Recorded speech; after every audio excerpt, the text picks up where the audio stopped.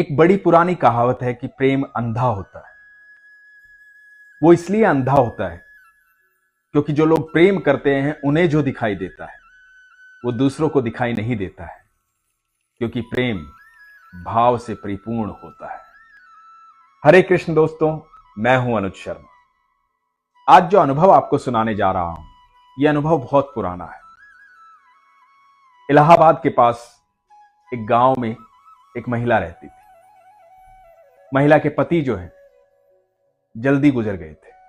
अकेली थी, संतान थी नहीं। उम्र बढ़ने लगी थी तो अपने माता पिता के घर चली गई। माता पिता का घर दूसरे ही गांव में था। वहां जाकर रहने लगी। सोचा माता पिता की सेवा करूं। माता पिता की सेवा करने लगी, लेकिन खुद का अकेलापन उससे कब तक भागती, उसमें डूबी रहती थी। किसी ने सलाह दी कि तुम कृष्ण की सेवा करो, लड्डू गोपाल को घर पर लाओ, तुम्हारा दिल भी बहल जाएगा, तुम भगवान का नाम भी लोगी, ईश्वर की आराधना भी करोगी। लड्डू गोपाल को ले आई। लड्डू गोपाल घर आए तो बड़ी खुश रहने लगी। अब उनको स्नान करवाना, श्रृंगार करना, उनको भोग लगवाना, उनसे बातें करना, ये दिनचर्या हो गई। घर में खुशहाली आ गई। माता पिता की सेवा करती, लड्डू गोपाल की सेवा करती। समय बीतने लगा। महिला बुजुर्ग हो गई। माता पिता भी चल बसे। अब घर में रह गए लड्डू गोपाल और ये महिला। दोनों ढेर सारी बातें करते, पूरा दिन बातें करते। महिला जब भी मोहल्ले में बैठती तो हर समय अपने लड्डू गोपाल की बातें करती। आज मेरे कान्हा ने ये खाया, आज मेरे कान्हा ने ये पहना, आज कान्हा ये बात कर रहा था, आज कान्हा ये बात कर रहा था, आज तो दूध पिया ही नहीं, बड़ी मुश्किल से दूध पिलाया। अरे कहानी सुने बिना तो सोता ही नहीं है। वस्त्र पहनाती हूं तो बोल देता है ये नहीं पहनना। आज अपनी बांसुरी गिरा दी, पैर से पायल गिर गई, पहनने के लिए तैयार ही नहीं था।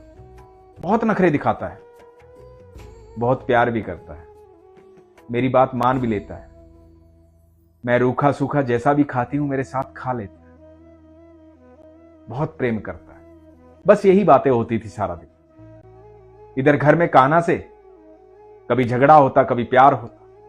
गुस्से में कह देती कि सुनो, इतना परेशान मत किया करो, तुम्हें छोड़कर चली जाऊंगी। और उन्हें लगता कि कान्हा कह रहे हैं कि कहां जाओगी मुझे छोड़कर। तो कहती भगवान के पास चली जाऊंगी, उम्र भी हो गई है। तो कान्हा कहते कि नहीं, मुझे छोड़ के मत जाना, मैं अकेला रह जाऊंगा। वो महिला भूल गई थी कि ये जो लड्डू गोपाल है, ये कान्हा है, ये सर्वेश्वर है, परमेश्वर है, ईश्वर है, समस्त जग के मालिक है। उस महिला को तो सिर्फ अपना कान्हा दिखाई देता था, अपना लड्डू गोपाल, अपना बच्चा दिखाई देता। उसे नहीं पता था, वो नहीं जानना चाहती थी कि पूरी दुनिया का मालिक यही है। एक मां और बेटे का प्यार था बस, कोई लालच नहीं, कोई स्वार्थ नहीं। एक दिन हुआ यूं कि गांव के सब लोग कुंभ में जा रहे थे। इलाहाबाद प्रयागराज में कुंभ था, तो सब कुंभ में जा रहे थे। तो सबने महिला से पूछा कि काकी तुम भी चलोगी, हम जा रहे हैं कुंभ। बैलगाड़ी का जमाना था।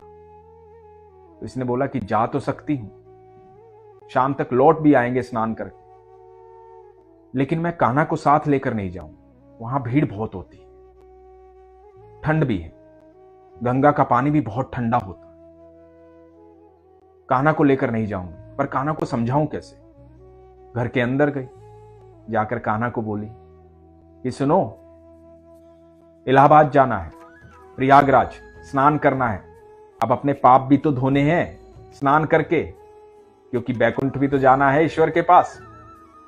तो तुम यहीं रुक जाना, परेशान मत होना, भोग लगा कर जाऊंगी और घर से बाहर भी मत जाना, यहीं रुक जाना।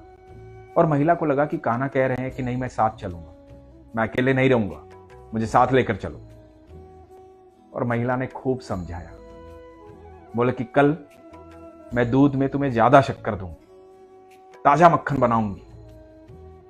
और लोभ देने लगी कान्हा को। बोली कि बस एक दिन की तो बात है, रात तक आ जाऊंगी, रुक जाओ। कान्हा चुपचाप बैठे रहे। महिला अपना सामान बांध करके बैलगाड़ी में बैठ गई। जब बैलगाड़ी चलने लगी तो उसे आवाज आई कि उसके कान्हा रो रहे हैं। उसने रोका बैलगाड़ी को कि रुको भैया, मैं कान्हा को लेके आती हूं, रो रहा है। अंदर गई, नहीं रहा गया ना अकेले मां के बिना, इतना नटखट है, इतना परेशान करता है, चल अब साथ में। और कान्हा को लेकर के आ गई और रास्ते भर आसपास के लोगों को बताती रही कान्हा के बारे में, कान्हा ऐसे, कान्हा वैसे, मेरे कृष्ण ऐसे, मेरे कृष्ण ऐसे, मेरा लड्डू देखो ना, देखो ना, इसको आगे बिठाओ ना, आगे से सड़क देखेगा, इसको अच्छा लगेगा, यहां बिठाओ ना, इसको यहां नहीं बैठना, इसको वहां बैठना, आप यहां से उठो, इनको बिठाओ। और लोग धीरे धीरे परेशान होने लगे कि जो महिला है वो पागल हो गई है, बुढ़ापे में दिमाग सठिया गया है, कुछ भी बोलती है, एक मूर्ति ही तो है, इतनी सारी बातें कौन करता है। प्रयागराज पहुंचे, एक जगह स्थान लिया, वहां अपना सामान रखा, सब स्नान के लिए जाने लगे। तो महिला बोली रुको रुको, मैं कान्हा को लेकर आती हूं, वो भी तो स्नान करेंगे, ठंड बहुत है, पूछ लूंगी, स्नान करेंगे तो करवा दूंगी। महिला ने जाके स्नान किया, गंगा किनारे कान्हा को बिठाया, नहा कर आई। फिर कान्हा को बोली कि चलो नहाओगे, ठंड बहुत है और पानी बहुत ठंडा है। तो कान्हा ने कहा कि हाँ मैं नहाऊंगा, सब नहा रहे हैं तो मैं भी नहाऊंगा। तो कान्हा को स्नान करवाने लेकर गई, ठंडा पानी था, कान्हा ठंड से ठिठुर गई। मैया ने आते ही बाहर जल्दी से सुखाया, कंबल में लपेटा और बोली कि बैठे रहो यहां, ठंड बहुत है, कहा था ना ठंडे पानी में मत नहाना, गरम गरम दूध लाती हूं। और गरम गरम दूध का भोग लगाया और बोली कि पी लो, नहीं तो ठंड लग जाएगी। गरम दूध पिला करके महिला ने अपने गीले वस्त्रों को बदला, सब लोग अपने स्थान पर गए और जाने की तैयारी होने लगी। जब जाने की तैयारी होने लगी तो महिला ने कहा कि सुनो, कोई जलेबी ला दो ना, मेरा कान्हा कह रहा है उसे जलेबी खानी है।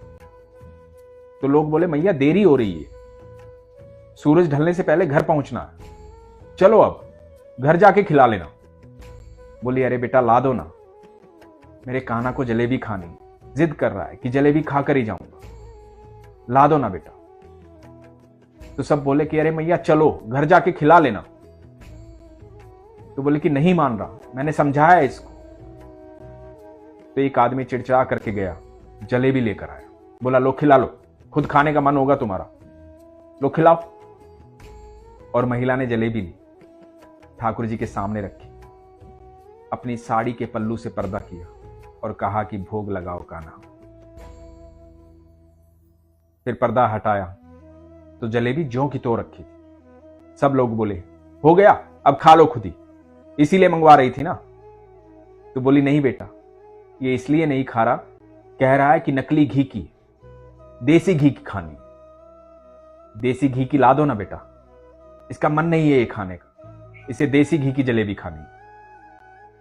सब लोग बोले कि अरे मैया बस करो, सुबह से शाम हो गई, तुम और तुम्हारा कान्हा, अरे घर जाके खिला लेना, परेशान हो गए, हर बात में ये कान्हा को करना है, ये कान्हा को करना है, बहुत हो गया, अब चलो यही है जो है। तो महिला कहने लगी नहीं बेटा, मैं सच कह रही हूं, इसे देसी घी की जलेबी खानी, वो ला दो फिर चल पड़ेंगे, बस ये जलेबी खा ले उसके बाद चल पड़ेंगे। तो एक आदमी जो बहुत चिढ़ गया था, उसने कहा मैं ला रहा हूं देसी घी की जलेबी, अब नहीं खाई ना तुम्हारे कान्हा ने, फिर तुम्हें और तुम्हारे कान्हा को यहीं छोड़कर जाएंगे। वो देसी घी की जलेबी लाया, जलेबी ला करके महिला को दी, लो लगा लो भूख, खिला लो अपने कान्हा को, तुम्हें खुद खानी है ना, खा लो, अब देसी घी की खा लो, पर चलो यहां से। महिला ने अपने कान्हा के सामने वो देसी घी की जलेबी रखी, साड़ी के पल्लू से पर्दा किया। जब पर्दा हटाया तो वहां कोई जलेबी नहीं थी, कान्हा भोग लगा चुके थे, क्योंकि कान्हा जीवंत थे, कान्हा धातु के नहीं थे, कान्हा पत्थर के नहीं थे, कान्हा निर्जीव नहीं थे। उस महिला का विश्वास था कि मेरा कान्हा मेरे साथ चलता है, इसलिए कान्हा ने भोग लगाया। सब लोग देखते रह गए, हैरान हो गए, हैरान होकर के देखने लगे कि सबके बीच में, सबके देखते देखते जलेबी गायब हो गई। लोग कान्हा जी के पैरों में गिर गए, वो जो देसी घी की जलेबी लाया था, जिसने महिला को गुस्सा किया था, वो ठाकुर जी के पैरों में गिरकर माफी मांगने लगा। बोला, भगवान माफ कर दो, क्षमा कर दो, गलती हो गई। तो महिला बोली कि बेटा, अरे तू क्यों माफी मांग रहा है? तू ही तो लाया ना देसी घी की जलेबी। मेरा कान्हा खुश है तुझसे, देसी घी की जलेबी खाई है, अब कह रहा है कि चलो घर चलते हैं, तू माफी मत मांग। ये सुनकर वो आदमी रोने लगा। उसने कहा, माई, जब तक तू इस धरती पर है और जब तक मैं इस धरती पर हूं, मैं तेरी और तेरे कान्हा की सेवा करूंगा। और जब तू नहीं रहेगी,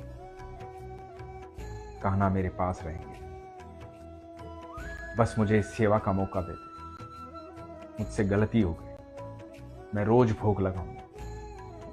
जो तेरे कान्हा तुझे कहेंगे मैं वो भोग लगाऊं, क्योंकि कान्हा यहां विद्यमान है, कान्हा साक्षात है। दोस्तों, प्रेम में बहुत ताकत होती है, विश्वास में बहुत ताकत होती है। जब आपको विश्वास होता है ना, तो हर चीज जीवंत होती है। इसलिए कहा जाता है कि प्यार अंधा होता है, क्योंकि प्रेमियों को जो दिखाई देता है वो किसी और को दिखाई नहीं देता है।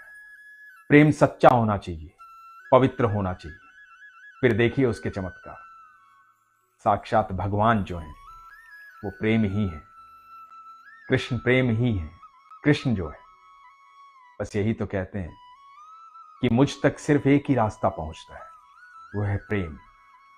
और जिसे प्रेम होता है उसे संपूर्ण विश्वास होता है। इसलिए अपने भीतर प्रेम पैदा कीजिए, विश्वास हो जाएगा। अपने विश्वास को मजबूत रखिए, अपना ख्याल रखिए। हरे कृष्ण।